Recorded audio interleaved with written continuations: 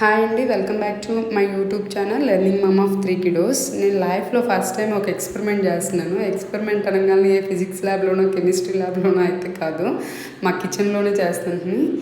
First time నేను fish egg చూడటం కూడా. బిఫోర్ వన్స్ విన్నాను, నా హస్బెండ్ షేర్ చేస్తే ఇలా ఫిష్ ఎగ్ ఫ్రై చేస్తారు అని చెప్తే, బట్ నేనైతే ఎప్పుడు టేస్ట్ చేయలేదు, చూడలేదండి. ఇక రీసెంట్లీ ఫిష్ మార్కెట్కి ఫిష్ కోసం వెళ్తే ఫిష్తో పాటు ఫిష్ ఎగ్ కూడా వచ్చిండే, దాన్ని ట్రై చేస్తుంటే. సో దీనికోసం బాండీలో నూనె యాడ్ చేసేసుకొని అది వేడెక్కిన తర్వాత 2-3 చిల్లీస్, కొత్తిమీర యాడ్ చేసేసుకొని ఫిష్ ఎగ్ని బాగా వాష్ చేసుకున్న ఫిష్ ఎగ్ని యాడ్ చేసేసుకోవటమే. నెక్స్ట్ ఇది కొంచెం బాగా మగ్గనిచ్చి బాగా మిక్స్ చేసుకుంటూ ఉంటే అది ఇడిపోతుంది బాగా, అప్పుడు రవ్వగా బాగుంటుంది. నెక్స్ట్ దాంట్లోకి అల్లం వెల్లుల్లి పేస్ట్ వేయాలి. ఇది హోమ్ మేడ్ అల్లం వెల్లుల్లి పేస్ట్ వేసి ఉంటుంది, ఇంట్లోనే ప్రిపేర్ చేసేసుకుంటుంది. ఇక్కడ చూడండి, మా చిన్నోడు నాకు కూడా చూపించాను ఎలా గోల్ చేస్తున్నాడో. వన్స్ మేము వంట స్టార్ట్ చేయడానికి కిచెన్లోకి ఎంటర్ అయ్యామనంటే వెంటనే కిచెన్లోకి వచ్చేస్తారు. ఇద్దరు అంతే, పెద్దోడు చిన్నోడు ఇద్దరు అదే పనిలో ఉంటారు. నెక్స్ట్ అల్లం వెల్లుల్లి పేస్ట్ యాడ్ చేసిన తర్వాత కొంచెం పసుపు, కొంచెం సాల్ట్ వేసుకోవాలా.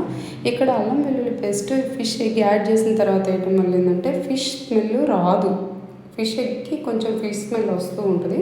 ఆ ఫిష్ స్మెల్ రాకుండా ఉండటానికి ఆఫ్టర్ అల్లం వెల్లుల్లి పేస్ట్ యాడ్ చేసుకోవడం వల్ల ఏంటంటే ఫిష్ స్మెల్ బదులు అల్లం వెల్లుల్లి స్మెల్ బాగా వస్తుంది. ఎవరికైనా ఆ స్మెల్ నచ్చలేదు అనుకుంటే ఆఫ్టర్ యాడ్ చేసేసుకోండి. నెక్స్ట్ దాంట్లోకి హోమ్ మేడ్ మసాలా కోసము ధనియాలు, చెక్క ముక్క, ఎండు కొబ్బరి, వెల్లుల్లి ఈ మొత్తాన్ని డ్రై రోస్ట్ చేసుకొని దంచేసి పెట్టుకొని పక్కన పెట్టేసుకోవాలి. అట్ ది సేమ్ టైం ఇది జరుగుతుంటేనే మా సిస్టర్లా ఫిష్ పుల్స్ రెడీ చేసింది. దీంట్లోకి రెండింటికి కలిపి ఒకేసారి మసాలా రెడీ చేసేసుకున్నాము. దాంట్లోకి ఏ మసాలా వాడామో దీంట్లోకి సేమ్ అదే మసాలా వాడుకుంటూ కొంచెం కారం కూడా యాడ్ చేసేసుకోవాలి. రుచికి సరిపడా వేసుకుంటే సరిపోతుంది. అండ్ ఈ ప్రాసెస్ మొత్తం ఏదైతే ఉందో ఫిష్ ఎగ్ ఫ్రై చేసే ప్రాసెస్ మొత్తము దాన్ని లో ఫ్లేమ్లో చేసుకుంటే బెటరు, ఎందుకంటే మాడిపోకుండా ఉంటుంది. ఇది ఈజీగా మాడిపోతుంది. లో ఫ్లేమ్లో చేసుకోవడం వల్ల బాగా వస్తుంది. ఇంకా టెక్స్చర్ వచ్చేసరికి ఎవరైనా కొర్రన్నం తిని ఉంటే వాళ్ళకి తెలుస్తుంది. సేమ్ లైక్ కొర్రన్నం లాగే ఉండుండేను.